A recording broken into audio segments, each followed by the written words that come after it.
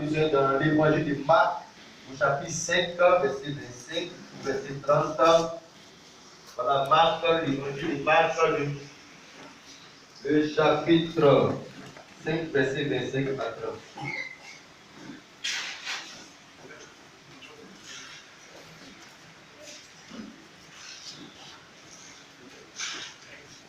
L'évangile de Marc, le chapitre 5, verset 25 au verset 30, je veux dire la parole du Seigneur. Il a dit, or il y avait une femme atteinte d'une plaie de sang depuis 12 ans. Elle avait beaucoup souffert dans les mains de plusieurs médecins. Elle avait dépensé tout ce qu'elle possédait et elle n'avait éprouvé aucun soulagement, mais était allée plutôt en empirant. Ayant entendu parler de Jésus, elle vint dans la foule par derrière et toucha son vêtement. Car elle disait, si je puis seulement toucher ses vêtements, je serai guéri. Au même instant, la peine de sang s'arrêta, qu'elle sentit dans son corps qu'elle était guérie de son mal. Jésus connut aussitôt en lui-même qu'une force était sortie de lui. Et se retournant au milieu de la foule, il dit, qui a touché mes vêtements? Lisons encore Marc le chapitre 15, dans le même évangile de Marc, le chapitre 15, on appelle la fin de l'évangile de Marc, au chapitre 15, le verset 22. Donc le premier texte, c'est Marc chapitre 5. Deuxième texte, c'est Marc chapitre 15, à partir du verset 22, il est écrit, et il conduisit Jésus au lieu nommé Golgotha, ce qui signifie lieu du grave.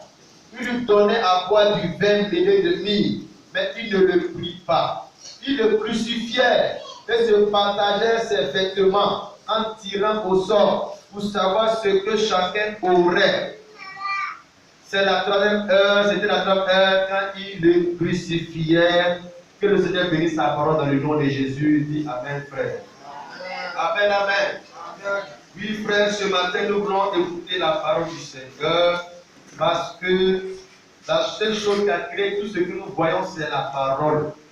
La parole de Dieu est plus âgée que tout. La parole de Dieu était au commencement de la création. Et toutes choses passeront, mais la parole de Dieu demeure, puisque la parole de Dieu est Dieu, c'est l'éternité qui est la parole. Pour avoir la vie éternelle, tu ne peux l'avoir que dans la parole du Seigneur. Ce n'est pas dans une église, parce que des églises ne sont pas éternelles, des églises sont nées à un moment donné. Mais au commencement n'était pas une église, au commencement n'était pas un prophète, un homme de Dieu, au commencement était la parole. C'est-à-dire le salut, la vie éternelle, toutes ces choses-là que nous cherchons auprès du Seigneur se trouvent dans la parole. Marc chapitre 5, comme je vient de lire, pas d'une première histoire, c'est différent de Marc chapitre 15. Marc chapitre 5 dit, Jésus allait chez Jairus. Il lui avait fait appel parce qu'il a une de ses filles qui souffrait cruellement et Jésus allait pour intervenir. Et en partant en route, la Bible dit qu'il y a une femme qui était malade et sa maladie était une maladie de coulement de sang. Elle perdait du sang. Et c'était pendant 12 ans que cette femme était malade. Comme Jésus partait ce Jairus, alors la Bible dit que la foule suivait Jésus, était autour de lui.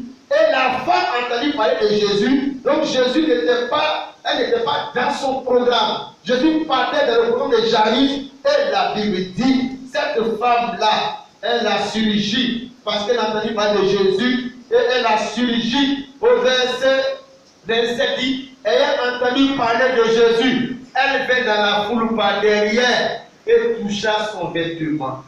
Le message que je vais prêcher ce matin pour toi, quelle est ton attitude à l'égard de Jésus et de son vêtement? Ça semble être banal, mais il y a quelque chose là-dedans qui est une révélation pour toi. Parce qu'il y a une manière de venir à Jésus. La Bible dit qu'elle était venue par derrière malgré la foule. Elle est venue par derrière pour chercher à toucher son vêtement. Toucher son vêtement, ça semble être banal. Mais je vais dire que tout ce qui concerne Jésus, tout ce qui est banal mais qui est en rapport avec Jésus, mon frère, est la gloire de Dieu. Alléluia. Tout ce qui est en rapport avec Jésus, que ce soit ses cheveux, que ce soit ses yeux, que ce soit même ses vêtements, mon frère, il y a la gloire de Dieu dedans. La Bible dit, elle a entendu parler de Jésus, elle est venue dans la foule par derrière, et elle cherche à toucher son vêtement. Voilà ce qu'elle se disait dans son cœur. Parce qu'il ne s'agit pas seulement de venir à Jésus, mais elle se disait quelque chose dans son cœur. Dans son cœur, mon frère, il y avait une autre disposition. C'est ça là qu'elle a pris pour toucher son vêtement. Parce que tu peux aller à l'église comme tout le monde va à l'église. Mais ce qui fait que tu peux voir Dieu, tu peux voir la gloire de Dieu, tu peux rentrer en communion avec Dieu, c'est lorsque tu viens avec ton cœur. Quand la parole de Dieu n'est pas prêchée pour entrer dans ta tête, Dieu rentre dans ton cœur. Tu viens avec ton cœur à l'église. Si ton cœur reste à la maison, tu t'es béni, tu ne verras pas la gloire de Dieu. Parce que d'autres viennent, mais leur cœur est resté à la maison. Leur cœur est encore dans la cuisine. Leur cœur est resté dans la chambre. Quand ils ont dormi, leur cœur n'est pas venu ce matin. La Bible dit cette femme-là, elle est partie dans la chair physiquement, mais elle est partie avec son cœur parce que la Bible au verset 28, elle disait, quand elle disait, si je puis seulement toucher ses vêtements, je serai guéri. Elle ne disait pas ça à quelqu'un. Elle disait dans son cœur. Elle disait à elle-même. Elle s'exhortait. Elle se prêchait. Elle s'encourageait. Tu vois mon frère, ma soeur. Elle disait en elle-même. Si j'ai pu toucher son vêtement, je serai guéri. Mais qui a dit à cette femme qu'il y avait une guérison qui était attachée au vêtement de Jésus? Mais où elle a vu quelqu'un toucher le vêtement de Jésus et puis il a été guéri? Qui lui a dit ça? Que le fait de toucher les vêtements de Jésus, on était guéri. Qui lui a dit ça? Où il a appris ça? Oh frère, on appelle ça s'approcher du Seigneur par révélation.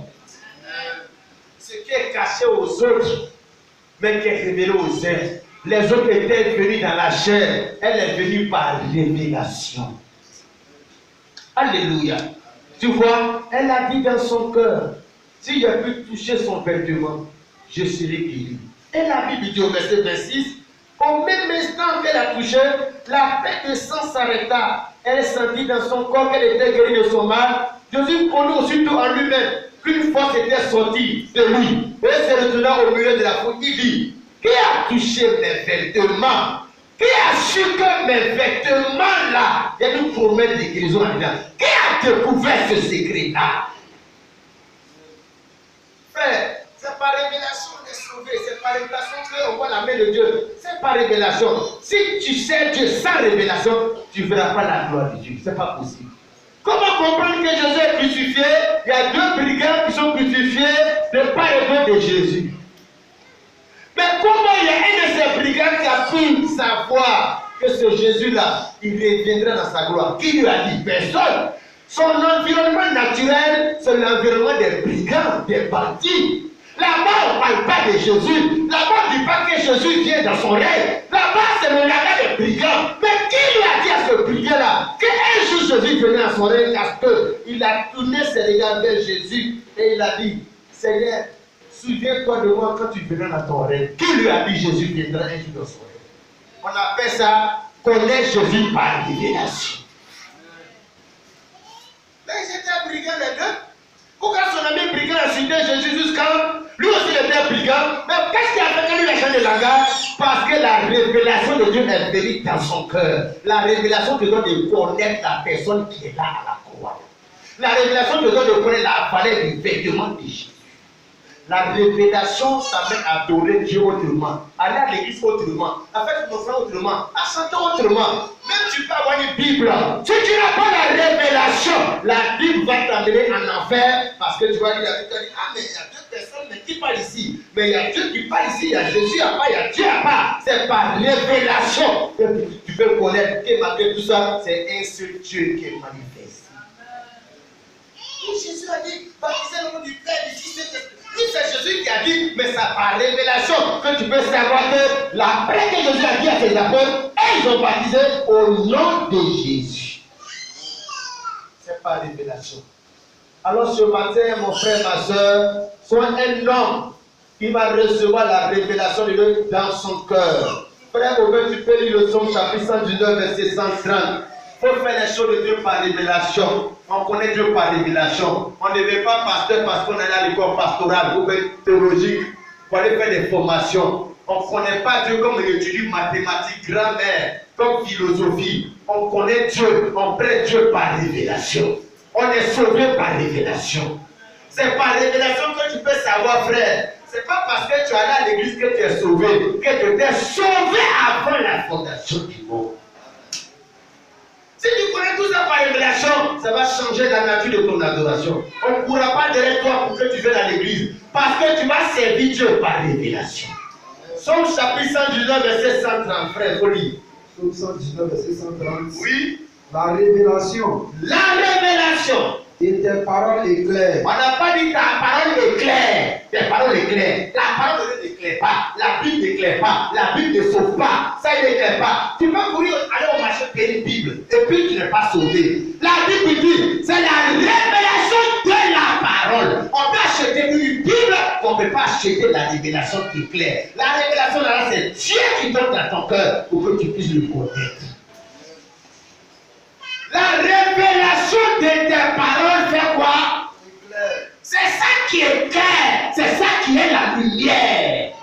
Le dit Éthiopien était assis sur son char. Il lisait la parole. Il lisait la Bible. Il lisait le prophète Isaïe. Mais il n'était pas sauvé. S'il mourait, il allait en faire. Pourquoi? Parce qu'il n'avait pas la révélation de ce qu'il lisait. Et Dieu va lui envoyer la révélation en disant à Philippe, va, approche-toi de ce char. Approche-toi parce que toi, tu as la révélation. Et il a demandé à l'Éthiopien, est-ce que tu comprends ce que tu dis? Il dit non. Mais comment faire s'il n'y a personne qui vient m'aider? S'il n'y a personne qui a la révélation? Frère, il faut chercher une révélation de Dieu. Je ne parle pas des visions, songes. Parce que c'est ce que nous appelons la révélation. Somme 119, verset 130 que le frère a lu. Il dit la révélation de tes paroles est claire. Et la suite, elle donne. La révélation de tes paroles est claire. Elle donne le N là. C'est pour la révélation. C'est la révélation qui est claire. Deuxièmement, elle fait quoi? Elle donne de l'intelligence. Elle donne de l'intelligence. La révélation rend l'homme intelligent. Le chrétien est intelligent. Il a l'intelligence. Il comprend les choses que les autres ne comprennent pas parce que c'est un homme de révélation. La révélation donne l'intelligence. Comme cette femme-là a eu la révélation des vêtements de Jésus, ça lui a donné l'intelligence. Elle va se comporter de façon intelligente. Elle va venir dans la foule de façon intelligente. Pas comme les autres qui se promènent dans la foule, comme le bruit, le vacarme, où il y a beaucoup d'hommes. Elle va venir avec intelligence vers le vêtement. Les autres là, ils frappent le vêtement de Jésus. Ils disent Jésus, c'est Jésus, ils le bousculent comme cela. Mais elle, c'est par révélation. Ils donne l'intelligence qu'elle venait doucement vers le vêtement là. Elle a découvert par la révélation qu'il y a une promesse de guérison attachée à son tissu là. Mais les autres n'étaient pas dans la révélation. Tout son habit ici, pousse ici, ça va ici.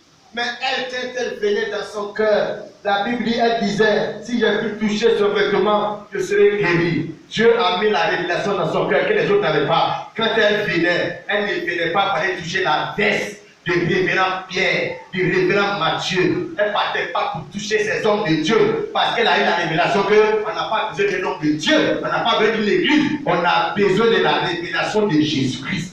C'est là qui donne la valeur de ta façon d'adorer.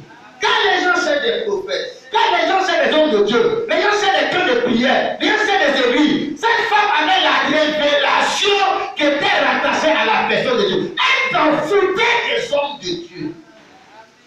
Parce qu'elle ne pouvait pas faire quelque chose pour elle. Parce qu'aucun d'eux ne pouvait mourir pour elle. Parce que la promesse de Dieu était rattachée à un ministère auquel de ces personnes. Mais la Bible dit, cette femme disait, si elle a touché Jésus, elle va voir la gloire du Seigneur dans son corps.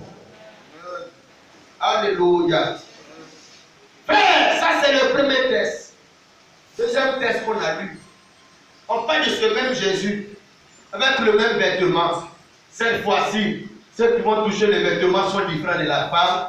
Il s'agit des soldats qui vont crucifier Jésus. Et aussi, ils vont avoir l'occasion de manipuler ce vêtement. Regarde, on a lu, mais je vais le lire encore pour que tu comprennes. J'ai dit dans le message, dans le thème, que le thème c'est une question. Quelle est ton attitude à l'égard de Jésus et de son vêtement? Marc chapitre 15 dit, quand Jésus a été crucifié, il y avait des soldats. Dans Jean chapitre 19, on n'a plus de précision, c'était 4 soldats. Qu'est-ce qu'ils ont fait? Le verset 24 dit, ils le crucifièrent et se partageaient ses vêtements en tirant au sort pour voir ce que chacun aurait. le même vêtement que la femme là a eu par révélation, qu'elle a une promesse de Dieu, une gloire de Dieu derrière, que cela était destiné à lui apporter la transformation, la victoire, la délivrance et la sauver. Le même vêtement était dans la main des personnes qui n'avaient pas la révélation. Alors qu'on n'a pas la révélation, ils commençaient à s'amuser avec. Commençaient à se moquer de ça. Ils ne connaissaient pas par révélation la valeur de ce qui était dans les mains. Alors c'était un amusement pour eux. Alors ils riaient, ils partageaient. Et ils disaient qu'on va faire un jeu, on va faire une loterie, on va tirer au sort. Tandis que pour lui, ça tombe dans sa main, c'est pour lui. Il s'amusait avec. Ce que hier, c'était une affaire de vie de mort pour lui, femme. Et puis ça l'a guéri. Et regarde comment les gens font avec.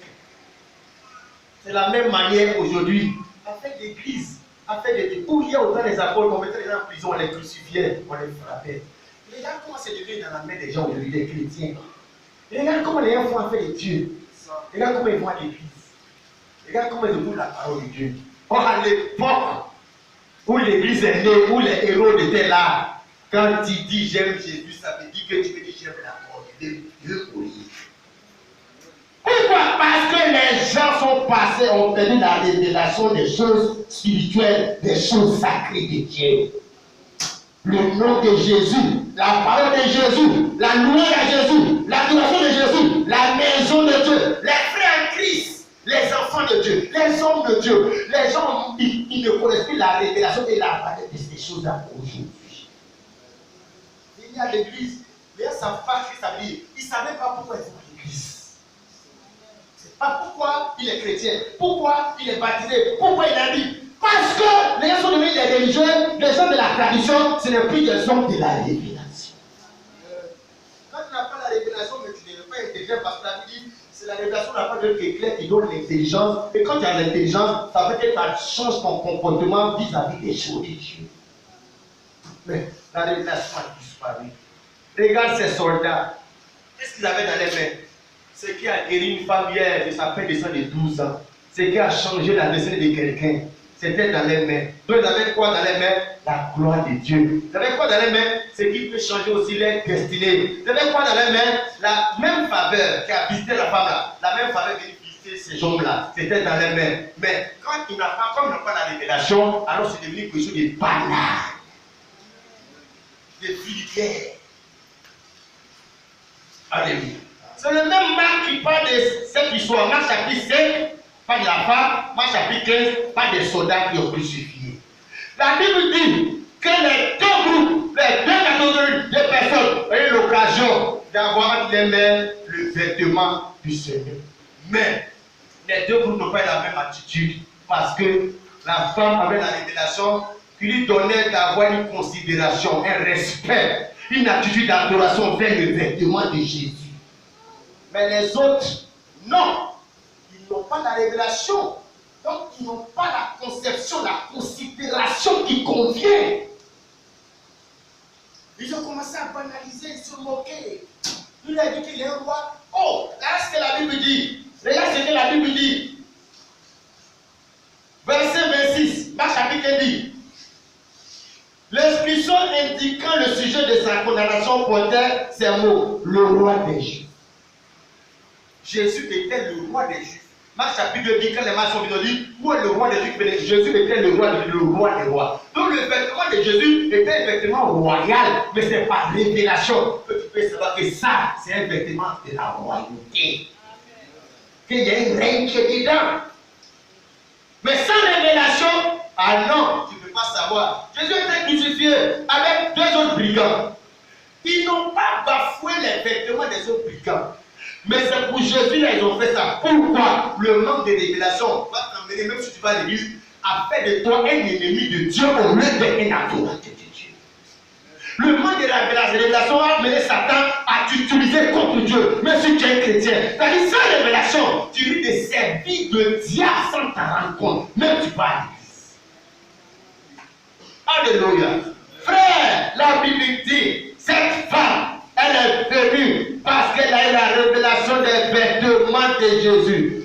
Voyons quelle était la révélation cachée de ces vêtements. Ésaïe chapitre 61, verset 1 à 3. Frère, tu vas lire. Rentrons dans la révélation qu'elle a découvert du vêtement de Jésus. Qu'elle allait toucher et qu'elle a touché le vêtement. La guérison, la délivrance est rentrée dans son corps. Et Jésus a dit, qui a touché mes vêtements? Qui a su que dans mes vêtements il y avait quelque chose qui pouvait lui apporter la délivrance? Qui a su? Mais c'est par révélation qu'on peut savoir. Les autres disaient, mais Seigneur, les autres apôtres disaient, Seigneur, mais quand tu vois que la foule te presse, tu vois, les gens te pressent partout. Ce n'est pas de ce que Jésus parle. Jésus parlait de qui m'a touché mes vêtements. Il parle de qui a eu la révélation pour toucher par la révélation. Ésaïe 61, verset 1 à 3. Ésaïe 61, verset 1 à 3. L'Esprit du Seigneur, l'Éternel est sur moi. L'Esprit du Seigneur, l'Éternel est sur moi. Car l'Éternel m'a oint pour porter de bonnes nouvelles aux malheureux. C'est ça. Il m'a envoyé pour guérir ceux qui ont le cœur brisé, pour proclamer aux captifs la liberté et aux prisonniers la délivrance. Oui. Verset 2. Pour publier une année de grâce de l'Éternel et un jour de vengeance de notre Dieu. Je t'arrête là. Quand Jésus est venu de son mystère, il s'est identifié par cette écriture. Parce que cette écriture l'annonçait. Donc, révélons pouvoir l'écriture. Quand il est venu, il a cité l'écriture. Parce qu'un vrai prophète de Dieu, quand il vient, son message, son ministère est identifié par les écritures. Il est annoncé dans les écritures. Amen. Alors, dans Luc chapitre 4, un véritable prophète de Dieu, il ne vient pas. On ne parle pas des prophètes d'église, de maison, de quartier. On parle des prophètes qui ont un message pour tous les enfants de Dieu et de la terre. Leur ministère est annoncé par les Écritures et ils sont identifiés dans les Écritures. Luc chapitre 4. Donc Jésus va maintenant venir pour interpréter cette Écriture dont vous avez lu dans Ésaïe chapitre 61. Luc chapitre 4. Donc avant qu'on comprenne comment la femme a eu la révélation des vêtements de Jésus, disons Luc chapitre 4. Le verset 16. Luc 4, verset 16. Oui. Il se rendit à Nazareth, où il avait été élevé. Oui. Et selon sa coutume, il entra dans la synagogue le jour du sabbat. Oui. Il se leva pour faire la lecture. C'est ça. Verset 17. Oui. On lui remit le livre du prophète Ésaïe. C'est combien de livres là? Ésaïe 61 là. On lui a donné tous les livres. C'est-à-dire c'est des rouleaux. Chapitre 1, chapitre 2, chapitre 3, tous les chapitres. Là, on lui a donné le livre, oui, du prophète Ésaïe. Du prophète Ésaïe. L'ayant déroulé, Oui. il trouva l'endroit où il était écrit. Donc elle a déroulé, il ne va pas dire le chapitre 1, chapitre 2. Il va dérouler et il va trouver, pas au hasard. Comme nous, quand on veut méditer, on ouvre son livre au hasard. C'est quand ça tombe dessus là, c'est ça on médite. Non. Il va prendre le livre. Il ne va pas prendre le chapitre 1, chapitre 2, chapitre 3. Il va prendre le livre, il va le dérouler à l'endroit où il est écrit. Ésaïe chapitre 61, parce qu'à l'époque, les livres des prophètes, ce n'était pas écrit avec des chapitres et des versets. C'est plus tard que les théologiens ont suivi avec des chapitres et des versets pour aider les gens à étudier. En même temps, il n'y avait pas de chapitres. Voilà pourquoi la Bible, il va trouver l'endroit où il a été écrit. Parce que c'est son ministère, selon l'écriture, là où il est identifié dans les écritures. Lui, maintenant, verset 18, c'est ce qu'on vient de dire là. On va lire. Verset 18. Oui. L'Esprit du Seigneur est sur moi. C'est ça. Parce qu'il m'a oint Oui. pour annoncer une bonne nouvelle aux pauvres. Oui. Il m'a envoyé pour guérir ceux qui ont le cœur brisé. Verset 19. Oui. Pour proclamer aux captifs la délivrance et aux aveugles le recouvrement de la vue. Oui. Pour renvoyer libre aux opprimés. Pour publier une année de grâce du Seigneur. Verset 20. Verset 20. Oui. Ensuite, Oui. il roula le livre.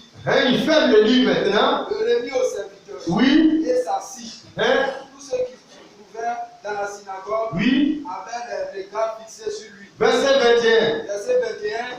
Alors il commença à leur dire. Il commence à leur dire.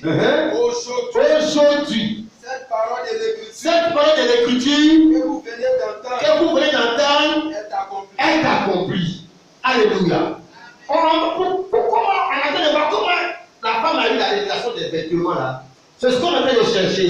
Ésaïe 61 avait annoncé le ministère du Seigneur, l'Esprit du Seigneur est sur moi, pour annoncer les années de grâce, libérer les captifs. Quand Jésus est venu, il s'est identifié à cette écriture, il a identifié son ministère à cette écriture qu'il annonçait. Retournons dans Ésaïe chapitre 61 pour voir la révélation même du vêtement maintenant, au verset 10. Donc tout le chapitre 61 parle du ministère de Jésus. Verset 10, Ésaïe 61. On a eu le verset 1 jusqu'au verset 2. On va sauter les deux versets, lire le verset 10 pour gagner un temps. Il dit, je me réjouirai en l'Éternel.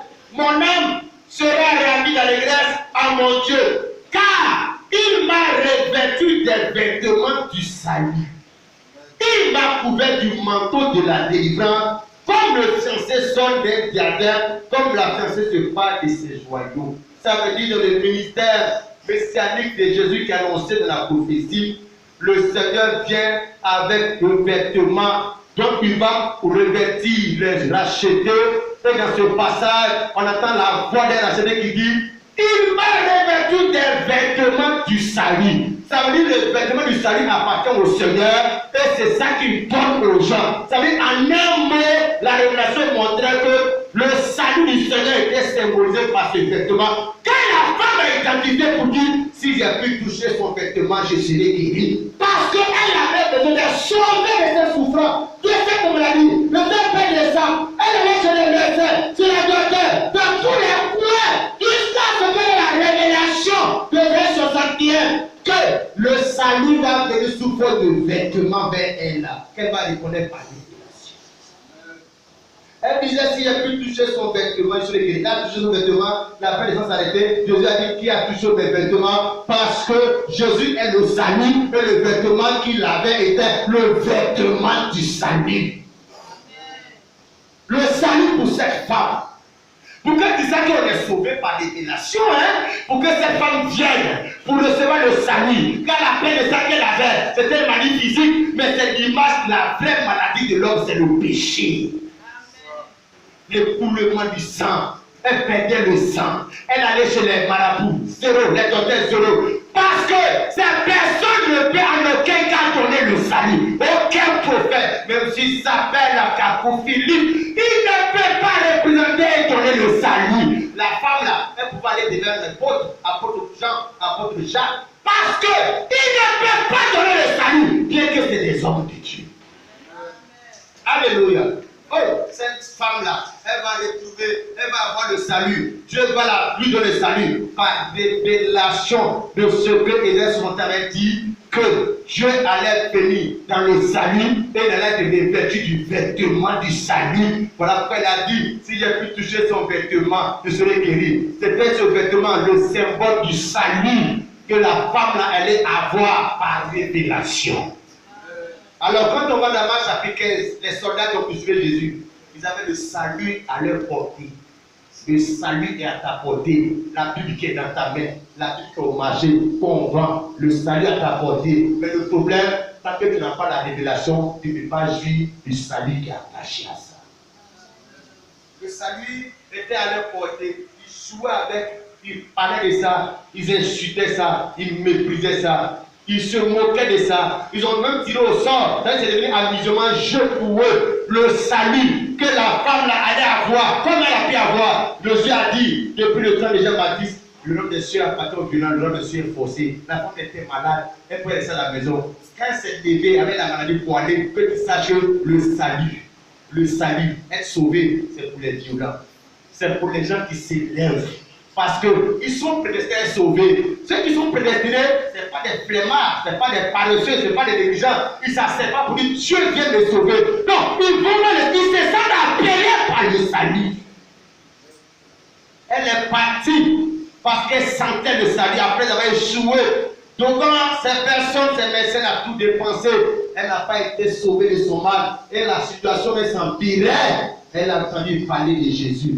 Et entendre parler de Jésus, et puis elle a manière d'aller vers Jésus. Quand tu entends parler de Jésus, c'est bien. Mais est-ce que tu viens à Jésus dans la révélation que cette femme a eue? C'est ce qui lui a fait voir la gloire de Jésus.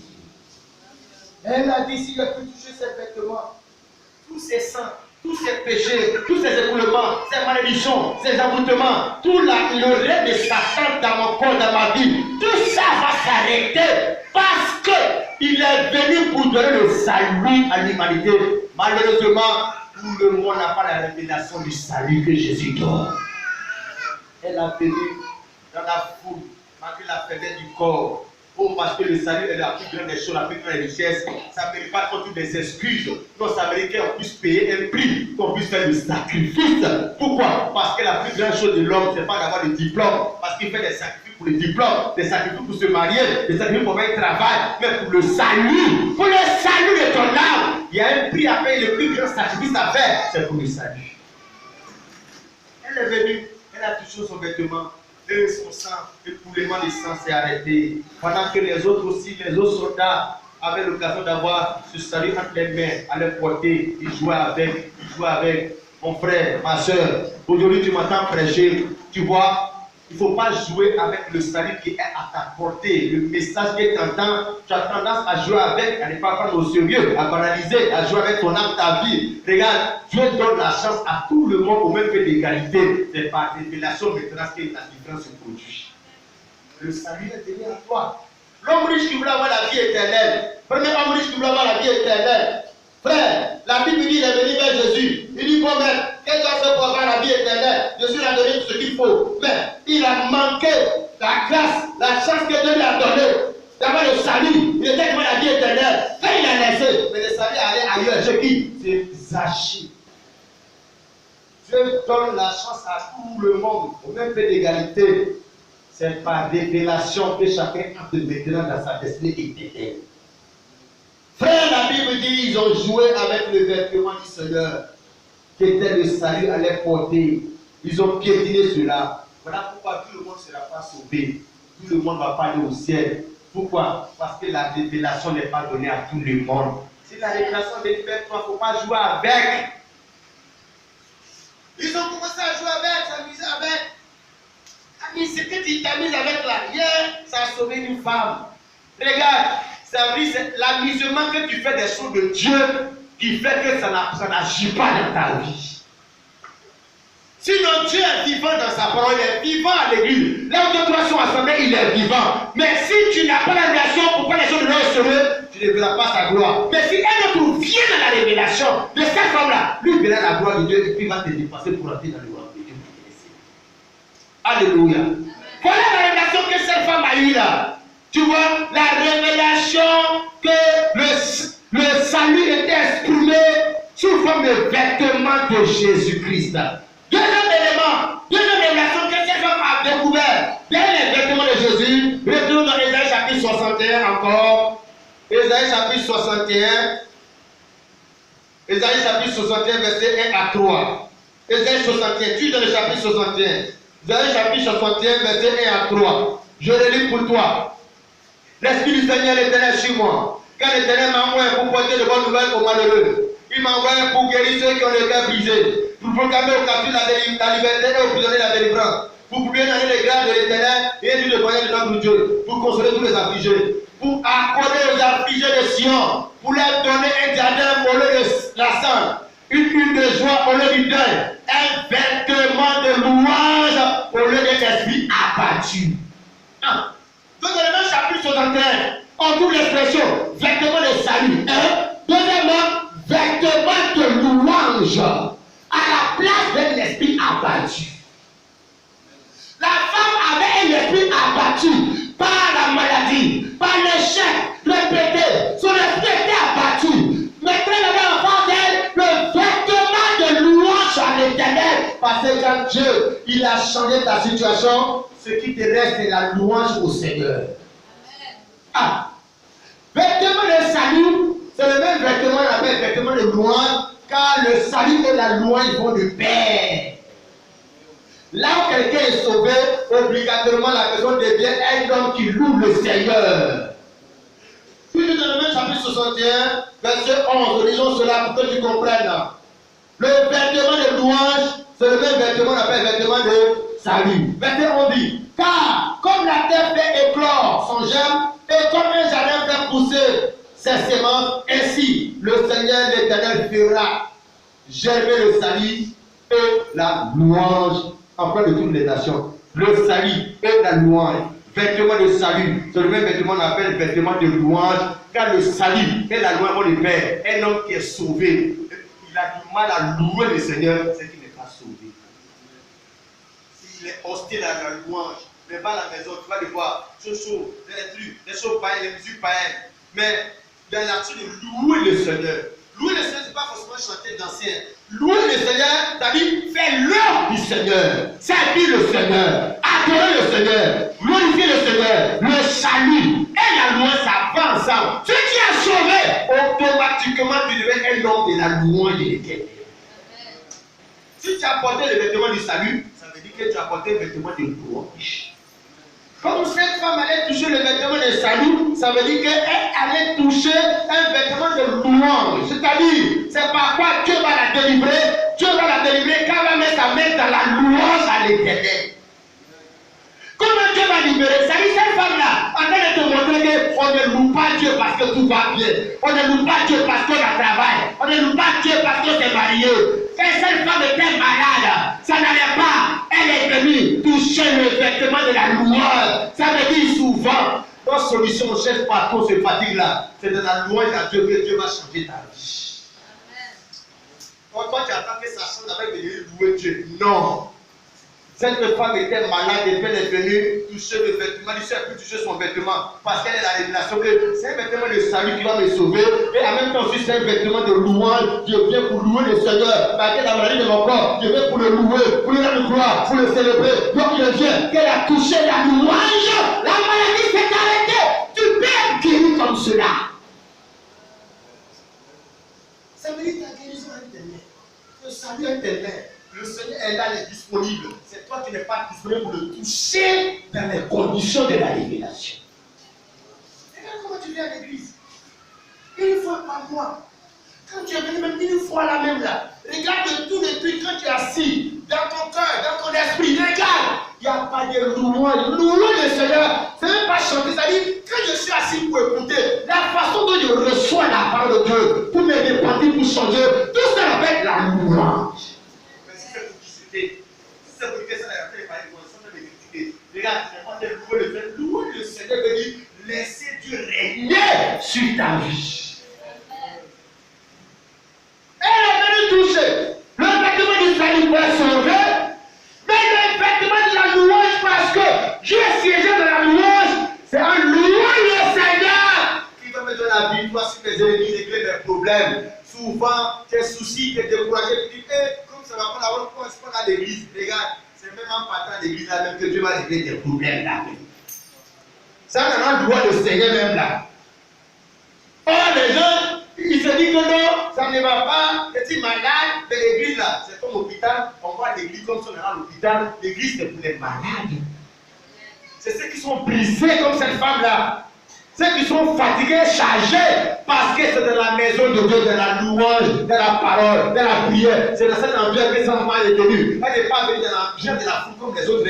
Elle est venue toucher les vêtements de la vraie louange au Seigneur. Parce que la louange, c'est toucher le Seigneur. Et la Bible dit, elle est guérie son mari. Pourquoi? Vêtement du salut est égal à vêtement de louange.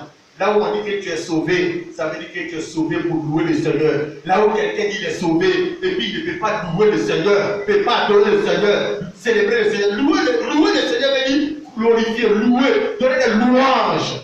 Comme on peut voir un peu les griots, et les maladies, que les DJ ont commencé à faire à Tarabou, louer quelqu'un, regarder sa chaussure, il a de l'argent, regarder sa voiture, montrer sa grandeur. Donc on le loue, on le célèbre, on le magnifie, on le glorifie. Et il fait le travaillement. Mon frère, Satan a perverti les choses qui doivent revenir à Dieu pour les distribuer aux hommes de Dieu, aux pasteurs. On loue les hommes de Dieu, on loue les églises, on loue les présidents, on loue les stars. Regarde cette femme-là. Elle n'est pas venue louer un homme de Dieu, un apôtre, même s'il est puissant, il a l'onction. Elle est venue pour toucher les vêtements de la louange du Seigneur Jésus-Christ.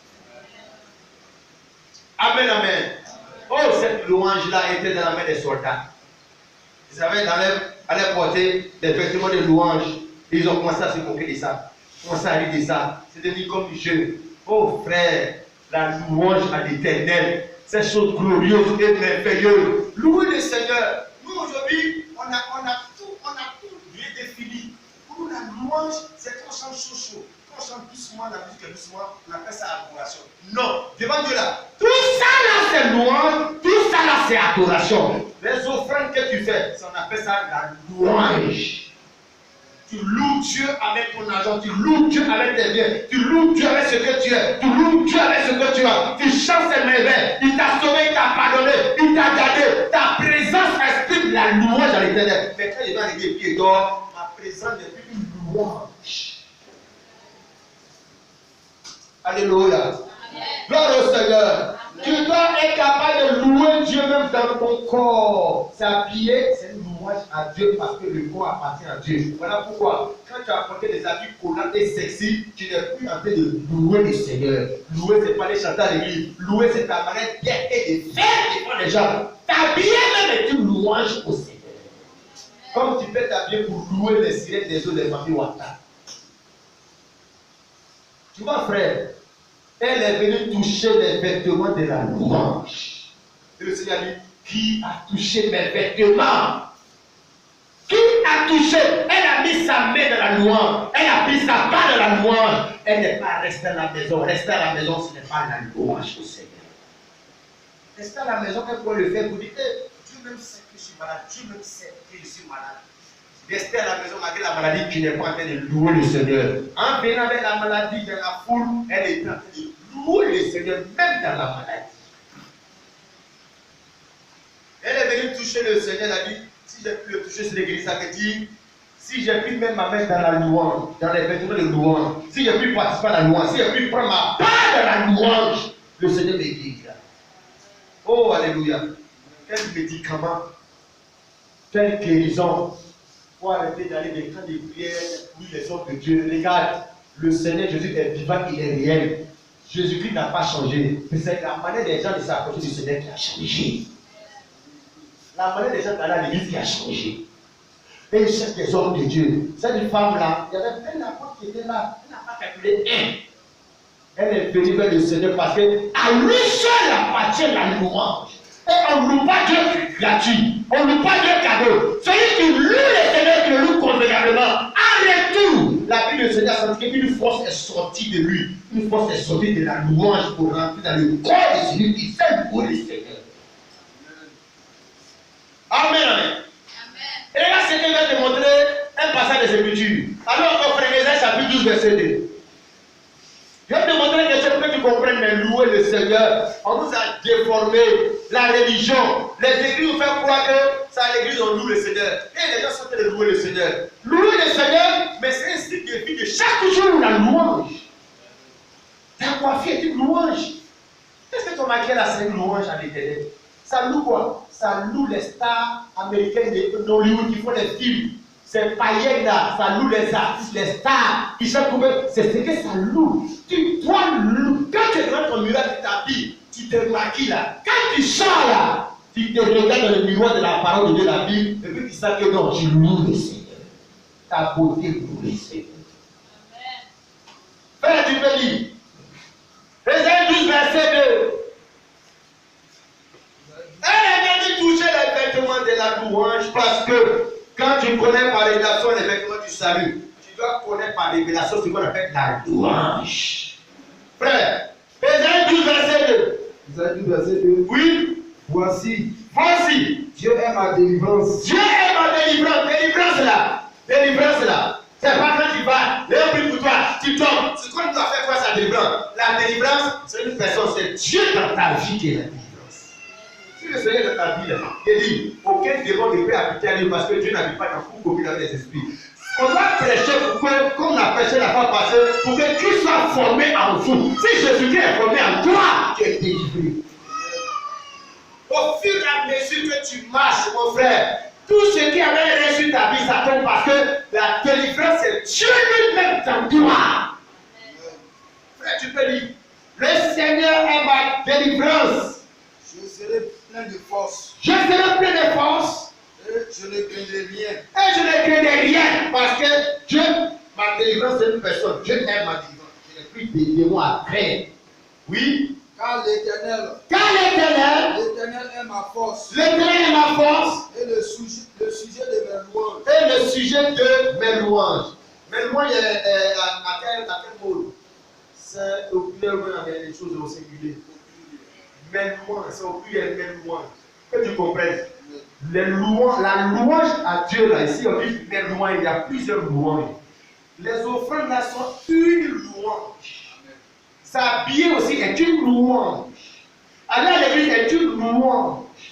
Fraternellement, les frères, c'est une louange. Voilà pourquoi il dit au pluriel, le Seigneur des cieux de mes louanges. Il sait louer Dieu comme dans l'église pour chanter, pour danser. Et à matin de s'habiller là, ta louange était un échec parce qu'on s'habille comme une louange. On fait les offrandes parce que c'est des louanges. Tout ça, on appelle ça des louanges au pluriel à l'éternel. Mais toi, tu as une seule louange tous les dimanches entre 10h et puis 11h où on chante, où on danse et puis on prie, c'est tout. Non. Le Seigneur doit le Dieu de tes louanges au pluriel là. Alléluia. Quelle est ta louange en matière d'argent? Pendant que la vie de l'argent que ne t'apporte ton porte-monnaie là, le propriétaire c'est Dieu qui a loué l'argent à partir de Dieu, c'est comme un gestionnaire. Comment tu loues Dieu en matière d'argent?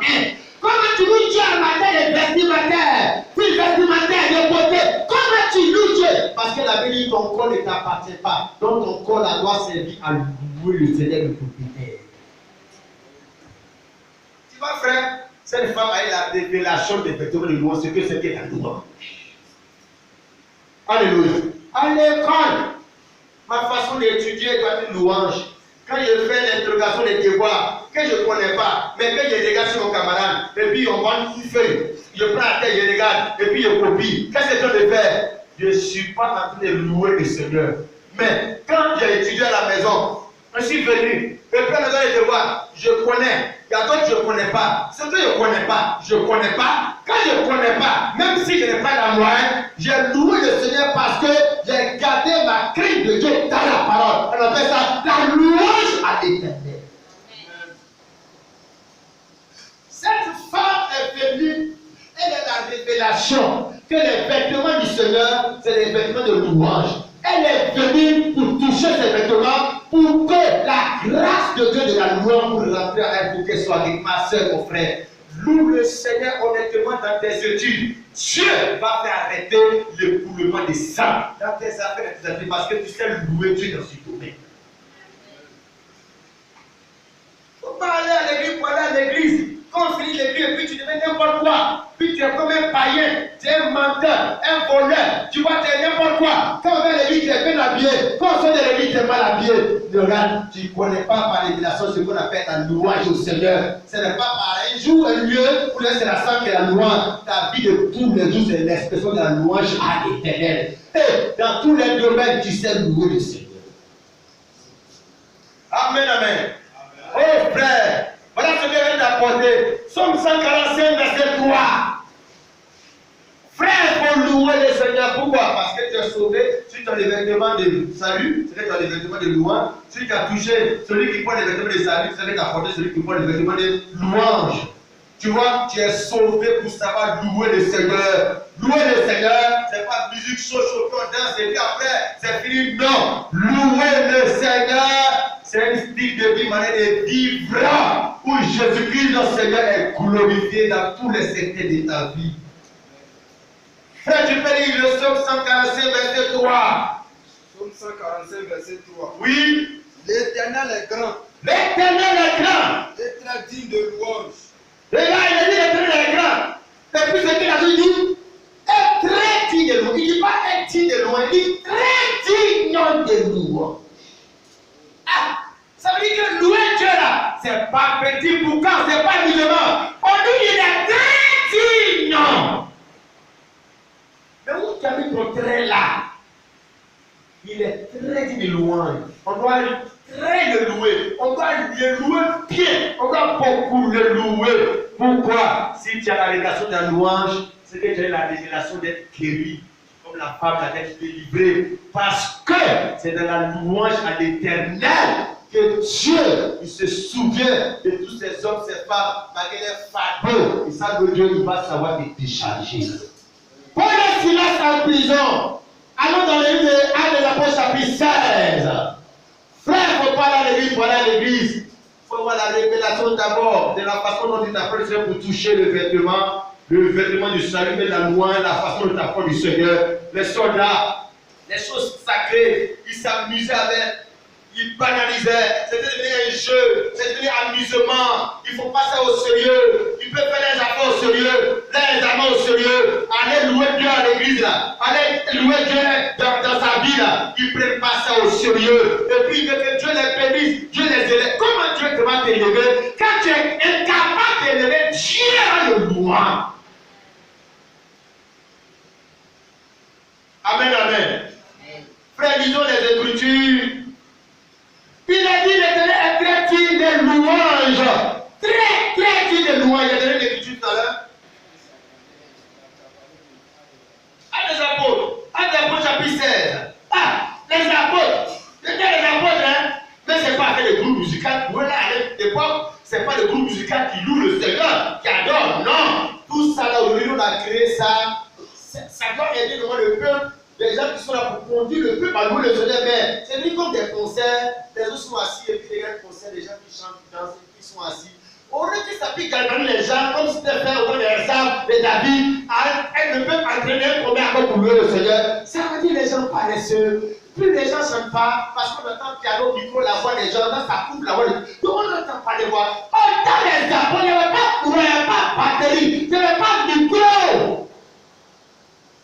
Mais il y avait la révélation de comment louer le Seigneur.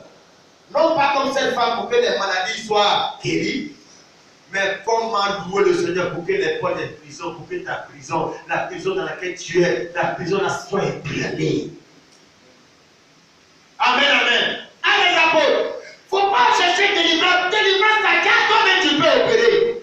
Miracle, ça dit toi-même tu peux provoquer. Parce que c'est Dieu qui est la délivrance, c'est Dieu qui est le salut, c'est Dieu qui est la guérison. Mais c'est ta façon de t'approcher de Dieu là qui fait que tu ne vois pas l'accord de Dieu, tu cherches les hommes de Dieu, les églises, parce que tu penses que c'est eux qui donnent. C'est le Seigneur qui donne. Parce que c'est ta façon de t'approcher de Dieu qui fait que Dieu s'approche de toi. Actes des Apôtres chapitre 16. Le verset 23. La Bible dit ceci. Après qu'on l'ait eu chargé le coup, il les jetait en prison. Et en recommandant aux geôliers de les garder sûrement. Les geôliers ayant reçu ce temps, les jetant dans la prison intérieure et les mis les secs aux pieds. C'est Paul et Silas. On les a frappés parce qu'ils ont prêché l'évangile. Et il y a une femme qui avait l'esprit de python. Ils ont chassé l'esprit de la femme pour qu'elle soit délivrée. Comme c'est un esprit qui apportait de l'argent aux gens. Parce que l'esprit de python qui donne les révélations dans la Bible ici, là, qui donne les révélations de parler de connaissances sataniques, là, ça produit de l'argent aux gens. C'est l'esprit qui donne de l'argent. Si tu vois les brouteurs font des sacrifices humains, tu dis les pythons qui vomissent là, c'est l'esprit là qui fait que les gens là, ça marchait. Cet esprit là, il est aujourd'hui dans les églises, c'est un esprit de python qui donne des révélations et qui rapporte beaucoup d'argent de prospérité.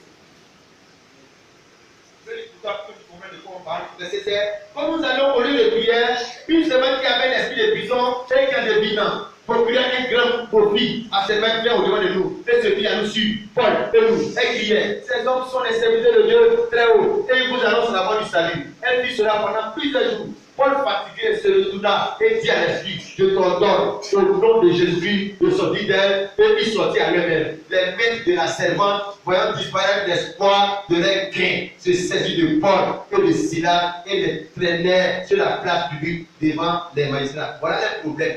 C'est que c'est un esprit qui donnait les révélations vraies sur les gens, comme l'esprit chez les marabouts, les premiers donnent les révélations, ça rapporte l'argent. Cet esprit-là suivait les apôtres et voulait tromper les gens parce qu'il donnait les vraies révélations sur Paul et Silas. Oui, c'est les vrais serviteurs de Dieu, écoutez-les. Ça semblait être bon, ça semblait le Saint-Esprit qui était de parler. Mais Paul, lui, il avait le discernement que ce que l'Esprit a dit là, ça ne fait pas de lui le Saint-Esprit. Ce que l'Esprit a dit, et puis c'est vrai là. Ça ne fait pas de lui le Saint-Esprit, c'est l'esprit du diable de Python, c'est l'esprit de Satan. Nous, quand l'Esprit a parlé d'une église sur depuis c'est vrai, pour nous ça fait de lui le Saint-Esprit. Les Japonais n'ont pas réfléchi comme cela, hein, parce que c'était l'Esprit de Dieu. Pourquoi l'Esprit de Dieu l'a depuis, il n'était pas dans l'église de Paul et Silas? Pourquoi il n'est pas l'église? Pourquoi il ne suit pas depuis? Pourquoi il ne suit pas dans les doctrines? Pourquoi le Scripture n'a marché avec jusqu'à c'est l'Esprit qui est là pour prophétiser seulement dans les révélations. Ils ont cherché cet esprit-là. Si tu as l'esprit là en toi, tout même si cet esprit là tu dans les églises là, tu dois chercher la délivrance comme Paul nous ont fait la délivrance de cette femme là. C'est un esprit qui doit te quitter, sinon tu es bas, tu es foutu. Sinon tu es mort dans le film. Dieu m'a dit, mais cet esprit-là aussi, qu'un esprit de Python disait des choses aux gens et il était venu vers les Paul. Si Paul n'avait pas le Saint-Esprit, il allait séduire, il allait prendre cette femme-là, pour aller faire une prophétie dans son église, dans son ministère, elle a devenu chante, elle a devenu responsable parce qu'elle allait donner les révélations et les gens allaient venir dans l'église parce que c'est un esprit qui nous profite, qui apporte des gains. Paul a discerné que l'esprit, ça ne fait pas dans son église. Que cet esprit pour venir prophéter, révéler là. C'est parce que c'est un esprit diabolique et démoniaque. Comme ils aussi, mais ce n'est pas une révélation. Ils ont chassé l'esprit, les patrons sont fâchés. Parce que l'entreprise s'écroule. L'entreprise est tombée. Il ne faut pas avoir d'argent parce que quand on donnait la révélation, les gens voyaient des souffrants. Ça donnait de l'argent.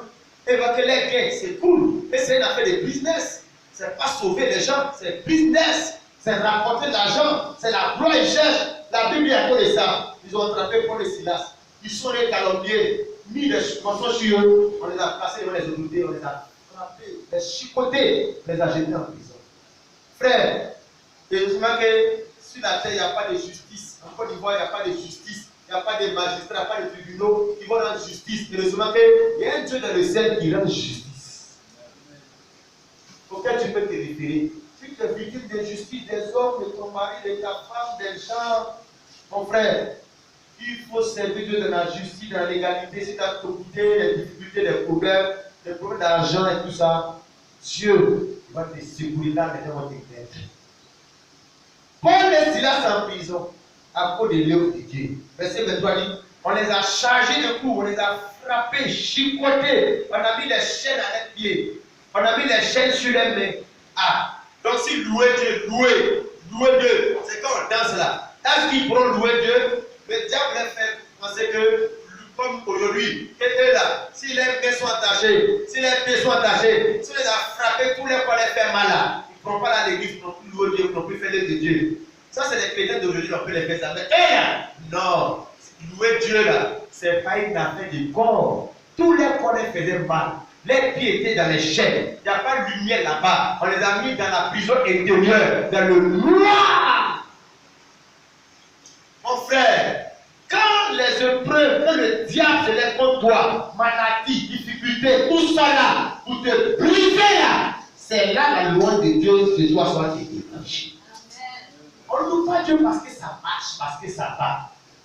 On loue Dieu à tout moment, et quand les épreuves s'intensifient, c'est égal à l'intensification de la loi et de l'œuvre de Dieu. Mais la femme qui avait la fête de ça là, à quel moment elle est partie toucher Jésus pour être guérie? Mais c'est quand c'était grave parce que la Bible dit que les personnes ont vu qu'on ne pouvait rien faire chronique, la maladie était chronique. J'ai dit, si tu peux rassembler cette petite force pendant que la situation est chronique, venir à Jésus, il va te redonner toutes les forces dont tu as besoin dans ton corps. Mais non, oui, il ne peut pas venir. On m'a frappé dans la prison, tout le monde fait mal. Il ne peut pas marcher. Dans la prison, avec les douleurs, tous les dos, grattés, blessés. Verset dit, vers le milieu de la nuit, Paul et Silas priaient et chantaient les louanges de Dieu et les prisonniers les entendaient. Sans micro, avec tous les douleurs dans ton corps, tes pieds et tes mains sont attachés. Frère, la Bible dit, on les entendait. Parce que le Seigneur renouvelle les forces de celui qui le vit. Parce que le diable ne peut pas arrêter la loi d'un homme qui est sauvé. Les difficultés, aucune raison, rien, aucun échec, aucune chose, rien ne peut t'arrêter dans le mouvement de louer le Seigneur. Au contraire, quand Satan veut le faire, quand Satan, ils ont crucifié Jésus, ils ont mis dans les tombeaux. C'est là qu'au contraire, ils ont donné à Jésus l'honneur qu'il a. Parce que plus on te met dans la mort, la résurrection encore sera plus grande que quand tu étais vivant. Quand les frères de Joseph Noailles ils ont vendu, ça fait que sa gloire a été plus grande. Plus l'ennemi se déchaîne, c'est que ta gloire, ton témoignage est encore plus grande que si tu avais laissé. Plus on les mettait en prison, c'est ça qui enrichit la Bible, les actes des apôtres. Quand on était bien en prison, c'est la langue de l'Éternel qui ouvrit la prison, ça faisait que la Bible était de plus en plus enrichie et intéressante.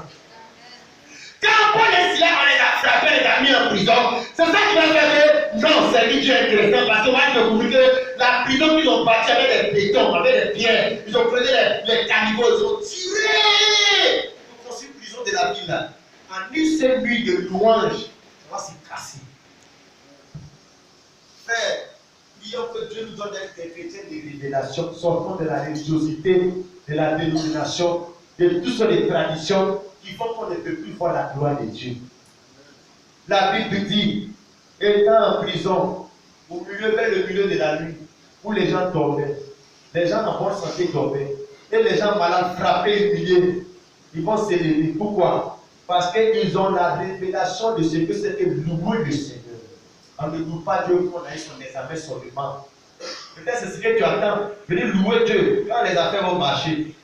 Non, ils ont vu que c'était une occasion ici de louer le Seigneur et que Satan voit que eux ne sont pas ce genre de chrétiens que les épreuves peuvent arrêter, que la maladie peut arrêter.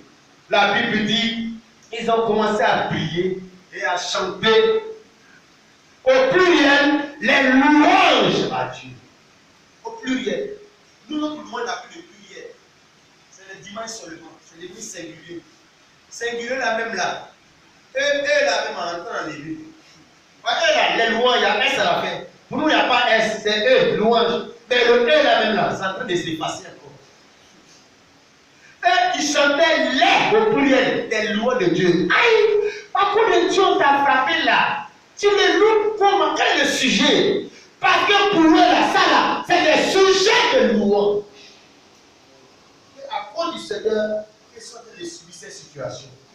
La Bible dit au verset 26, tout à coup, il se fit un grand tremblement de terre, en sorte que les fondements de la prison furent ébranlés. Au même instant, toutes les portes s'ouvrirent et les liens de tous les prisonniers furent rompus. Ah frère, c'est un grand Bible. Ça, c'est pas les contes. Quand on était à l'école primaire là, les contes, on racontait des contes.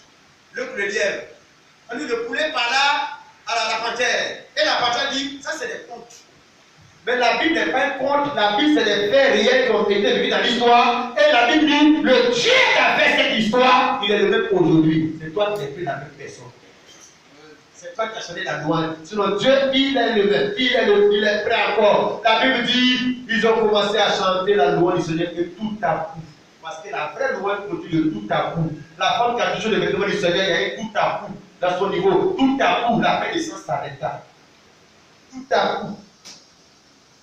Parce que les gens savaient louer le Seigneur. Le vêtement du Seigneur, ils savaient s'en approcher, ils savaient le manipuler, le toucher pour bénéficier de la grâce qui est dedans. Il y a une grâce qui est dans la louange, il y a une grâce d'aller à l'église, il y a une grâce qui est dans chanter, il y a une grâce qui est dans écouter la parole de Dieu, mais tu ne sais pas écouter la parole du Seigneur. La Bible dit que la prison se casse. Les gens les entendaient, ils ne chantaient pas doucement. Façon de les attraper fort là. C'est comme ça qu'ils louaient fort. C'est comme ça qu'ils servaient Dieu fort. La Bible dit, tout à coup, il y a eu un tremblement de terre. C'est comme la prison civile de bois que tu vois les clôtures là. Tout ça là, il y a eu un tremblement de terre, ça s'est cassé, ça s'est détruit. Pourquoi? Parce que il y a la délivrance, il y a Dieu dans la louange au Seigneur. Vous n'êtes pas à l'église. Tu peux faire ça à la maison, à l'école. Si tu as été dans une situation qui te mérite de pleurer, tu peux changer tes pleurs en essai de louange et de victoire. Tu n'es pas à l'église ici. Tu ne loues pas Dieu à l'église. Tu loues Dieu dans tout et partout. La Bible dit les chaînes, les prisonniers ont été brisés. Tout est rompu. Les prisonniers ont commencé à courir partout pour fuir. Le geôlier qui l'avait frappé là, ah frère, il s'est réveillé. Il a vu que c'est fini avec ses patrons. Ils vont le renvoyer. Puis ils vont le prendre complice. Parce qu'il devait suivre la prison. Comment se fait que la prison a pu se casser? Frère, la Bible dit, il a pris son épée, il voulait se suicider, se tuer. Je dis pour toi, verset 27. Le geôlier se réveilla. lorsqu'il vit les portes de la prison ouvertes, il tira son épée et allait se tuer. Pendant que les prisonniers s'étaient enfuis, il allait se tuer.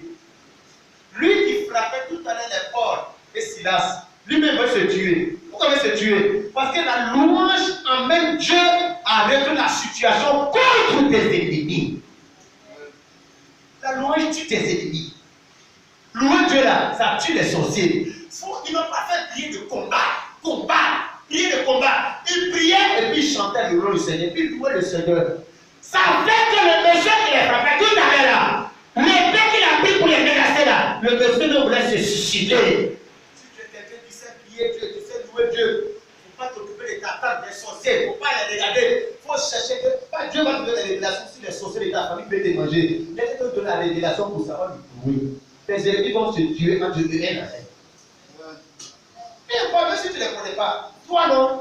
Nous on aime les révélations. Dieu donne des révélations sur le monde des mystiques, des illuminatifs. Il faut demander à Dieu de donner la révélation sur la manière de servir Dieu et de louer Dieu. C'est là que tu dois chercher les révélations de Dieu. Et le monde des ténèbres là, ils vont se plaindre parce que la louange c'est la victoire. La guérison, la délivrance. La suite on la connaît. Le Judée a été sauvé, il a été baptisé cette nuit-là. Frère, les soldats dont nous avons parlé, peut-être que tu vas penser que non, mais c'est des païens, c'est des incrédules. Ce sont comme ceux qui croient en Jésus, voilà pourquoi ils font ça, pourquoi tu ne fais pas ça. Mais je te dis derrière ça, il y a aussi des gens qui croient en Jésus et en même temps qui méprisent les choses. Il croit en Jésus, il va à l'église, il a une Bible, mais la Bible qu'il a, il méprise. L'église qu'il a, il méprise l'église. Le pasteur qu'il a, il méprise le pasteur. Tout ce que Dieu est là, il méprise. Oh, il se réfère, il sait Dieu. La Bible dit les soldats ont commencé à mépriser les choses spirituelles, les choses saintes, parce que le vêtement de Jésus, c'est l'image des choses spirituelles, des choses consacrées. Malachie 1, verset 1 à 3, frères, on peut lire. Les gens ont du respect pour les papas, les mamans, les patrons, les clients, les propriétaires de maison. Mais ils n'ont aucune considération pour Dieu et les choses de Dieu. Malachie 1, verset 1 à 3, c'était le premier enfant d'Israël en ce temps dans la vie de Malachie. Frère, tu peux dire. Malachie chapitre 1, verset 1 à 3. Malachie chapitre 1, verset 1. Oui. Oracle. Parole de l'Éternel à Israël par Malachie. Laisse le verset 1. Il ne pas le verset 6. Dieu parlait aux enfants d'Israël. Ce n'était pas des païens. Verset 6, Malachie chapitre 1. Un fils honore son père. Un fils honore son père. Et un serviteur son maître. Et un serviteur son maître. Si je suis père. Si je suis père, c'est Dieu qui parle. Si moi je suis votre père. Si un fils honore son papa à la maison au village. Et puis un serviteur honore son patron, son travail. Si moi je suis père, si moi je suis votre père, où est l'honneur qui m'est dû? où est l'honneur que vous me donnez? En vous honorez vos papas, vos mamans. Ton papa, ta maman, qui t'ont mis au monde comme un pécheur qui va en enfer, qui les honore. Et Dieu qui est le Père de ceux qui t'a sauvé. Le Seigneur de l'enfant d'Israël, vous là, vous respectez votre papa, votre maman, effectivement c'est bien, parce que les écrits au nom de ton Père ta mère c'est bien. Mais quand il est écrit ça là, ça veut dire que vous avez un autre père qui est plus grand que votre papa du village. Quel est l'honneur que vous me donnez? Quel est l'honneur, le respect, la considération? Tu vas au travail à l'heure, sinon avant l'heure. Tu vas à l'école à l'heure, avant l'heure. Parce que le professeur est ton père. Parce que l'éducateur est ton patron. Mais au-dessus de ça, là, il y a quelqu'un qui a encore un grand patron pour toi. Et la Bible dit, l'Éternel est très digne de Rosalie, respect, célébration, admiration. Si Dieu est ton patron, est ton père, est ton Seigneur, est ton Dieu, est ton sauveur, est ton rédempteur, pourquoi l'honneur, la louange, l'adoration, la considération que tu lui donnes? C'est ça, louer le Seigneur. Tu peux dire, frère. Si je suis maître. Si je suis maître. Où est la crainte qu'on a de moi? Où est la crainte qu'on a de moi? Dit l'Éternel des armées à vous. Oui. Sacrificateur. Donc il parlait des sacrificateurs, des hommes de Dieu qui sont dans le tabernacle, dans le temple, ils font des sacrifices, ils servent Dieu. C'est Dieu qui parle là. On y va. Sacrificateur. Oui. Il méprisait mon nom. Si l'Éternel des armées à vous les sacrificateurs, qui méprisait mon nom. Et qui dit, en quoi avons-nous méprisé? C'est ça. ton nom. Oui. Verset 7. Oui. Vous offrez sur mon autel des aliments impurs. C'est ça, l'impureté de votre vie, votre cœur, votre façon de vous vêtir, votre mentalité, c'est le péché, l'impureté, la souillure. Où est l'honneur? Quand quelqu'un chrétien vit dans le péché, où est l'honneur? Parce que louer Dieu, c'est une façon d'être un style de vie. Si tu vis dans le péché, tu n'honores pas le Seigneur. Tu n'honores pas le Seigneur, tu ne vas pas à l'église, tu n'es pas chrétien. Pour nous, on nous a fait croire qu'aller à l'église. Non, c'est pas ça qui est à l'église. Aller à l'église, parce que c'est toi-même qui es l'église, tu ne peux pas aller à l'église. C'est une façon d'être qu'on appelle être chrétien, être sauvé, être l'église du Seigneur. Vous offrez sur mon autel des aliments impurs et vous dites à quoi devons-nous profaner? C'est en disant la paix de l'Éternel est de bizarre. Quand vous offrez un sacrifice une bête aveugle, n'est-ce pas mal? Quand vous en offrez une boiteuse ou un vide, n'est-ce pas mal? Offre-la donc à ton gouverneur. Te recevra-t-il bien? Te verra-t-il bon à cœur? Dis l'Éternel des armées. Priez Dieu maintenant pour qu'il ait pitié de nous. C'est de vous que cela vient. Vous sera-t-il favorablement? L'Éternel des armées. Si Dieu est ton maître, si Dieu est ton patron, mais pourquoi tu donnes une adoration comme cela qui est malade? Pourquoi tu puisses manifester cet amour à Dieu là qui est boiteux? Dieu dit, mais quand vous venez faire des sacrifices, des offrandes, vous prenez des animaux qui sont malades. Les animaux, il a un œil qui est cassé là, quand on ne peut pas vendre, nous sommes vendre là, le prix là sera plus cher. Les poulets là qui ont maladie là, Congo. C'est-à-dire des choses qu'un homme normal ne peut pas accepter. Est-ce que quand tu vas donner un poulet ou un mouton à ton beau,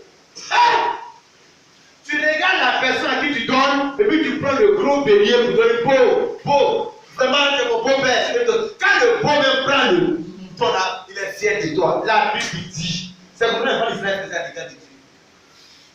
Les mauvaises adorations, leur cœur était devenu méchant, mauvaise adoration, méprisable, amusement, foutaise. Quand il venait adorer Dieu là, c'est dans Dieu même qui reste à la maison. Les sacrificateurs, le peuple de Dieu, les enfants de Dieu. Et là, le verset qu'on devait laisser Dieu pour voir, verset 1. Oracle, parole de l'Éternel à Israël par Malachie.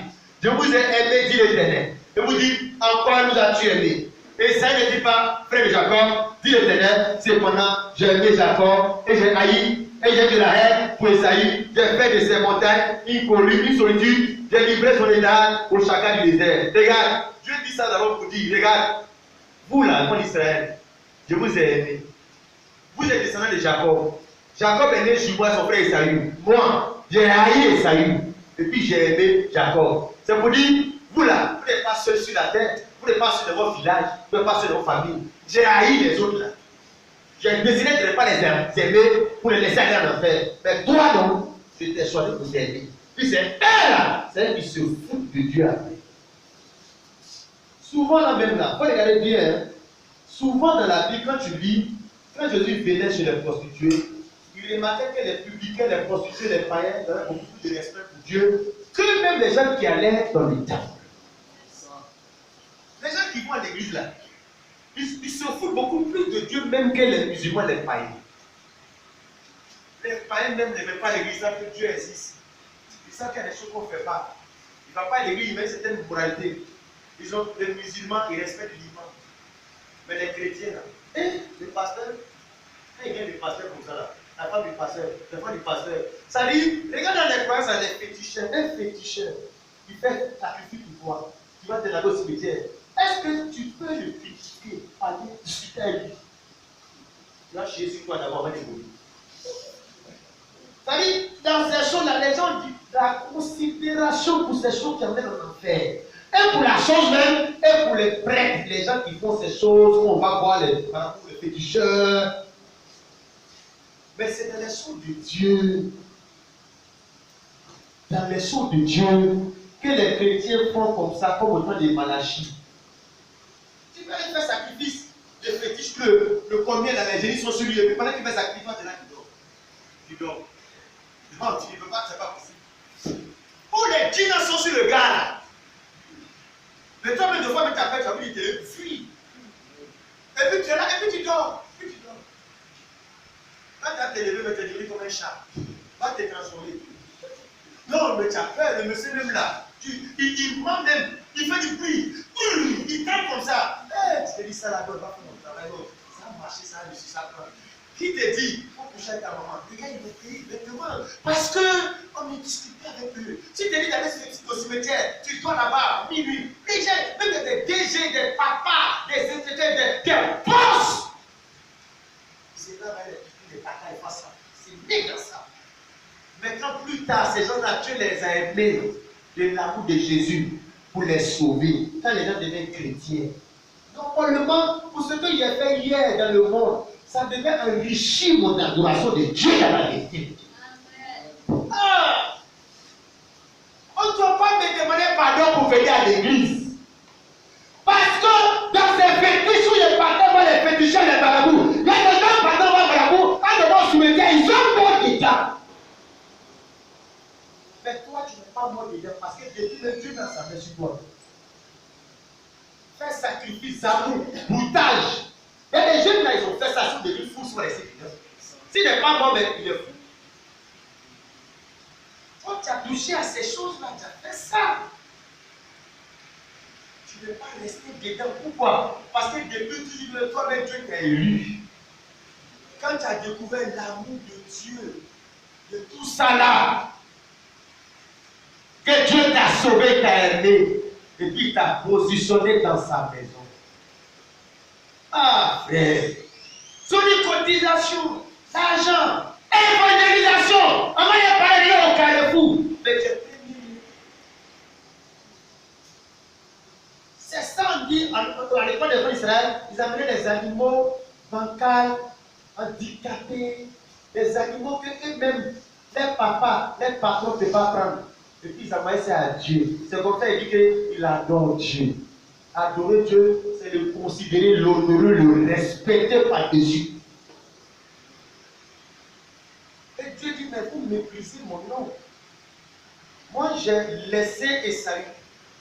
J'ai laissé ces gens-là, musulmans, bouddhistes. Mais tu peux dire, moi, je ne les considère pas, je les laisse. Et puis, j'ai choisi Jacob. Vous, Jacob, c'est vous là. Je vous ai choisi. Et puis c'est comme ça que vous me remerciez, vous m'honorez, vous m'adorez.